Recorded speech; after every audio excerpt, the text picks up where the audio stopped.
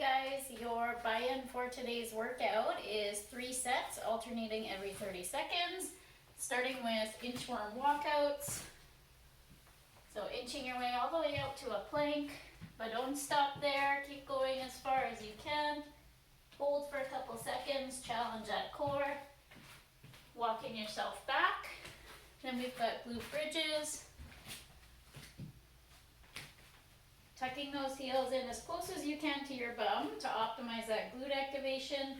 Keeping those heels planted, tilting the pelvis by engaging the core and driving those hips up. Nice big squeeze at the top. And reverse snow angels.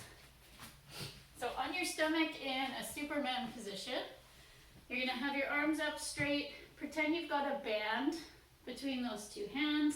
You're going to lift the chest slightly, pull that band apart, and keep coming all the way down by your sides.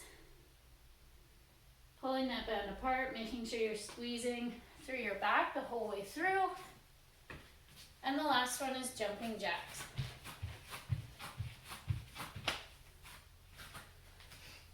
Your workout of the day today, another one of our benchmark ladies. So we've got Mary up on the agenda for a 20-minute AMRAP. So in that AMRAP, we've got 5 handstand push-ups, 10 alternating pistol squats, and 15 pull-ups. So we're gonna give you guys some modifications for those movements. So if you don't have the space or that skill of handstand push-ups, you can modify that to a traditional pike push-up.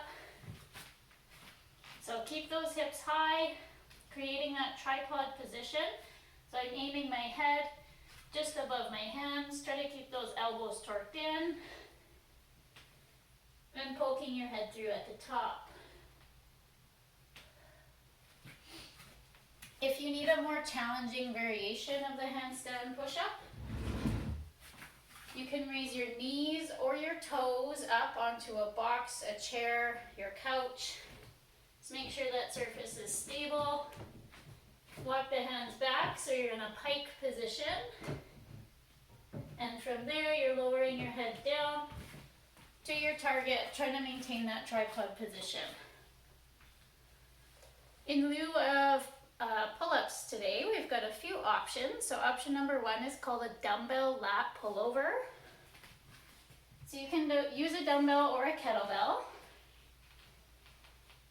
I'm going to keep my knees bent, pressing my back into the mat or into the floor.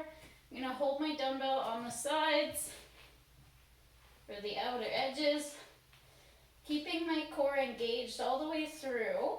I'm going to pull my arms overhead and then using my core and my lats and pulling that dumbbell so that it's straight over my body again.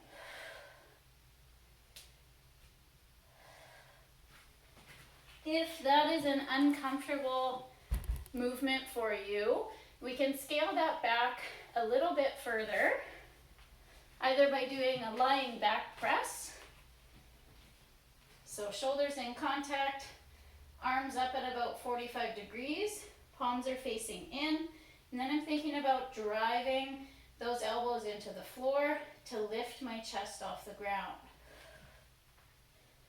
So squeezing through the back as you do so. That is a lying back press. The last variation,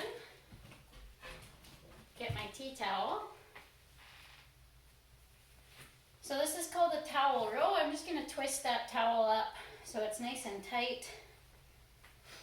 From here, my palms are facing up like we would on a bent over row with a barbell, but this time palms up. We're going to get into that bent over row position, so bending the knees, hinging forward, and then from here I'm pulling my towel apart as I pull straight back and squeeze. So different variations for pull-ups and for handstand push-ups. You guys choose whichever one is right for you. Once we're done that WOD, we're going to do a little core cash out together. So we've got 40 seconds per side weighted side bends, and then a 40-second plank for 4 sets. So weighted side bend can be done with a dumbbell or a kettlebell.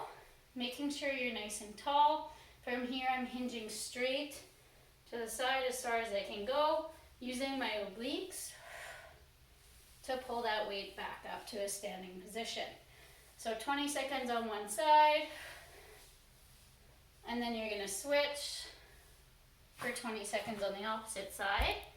Supersetting that with a plank, either a high plank or a low plank, and if you need to drop down to the knees, you can do so as well.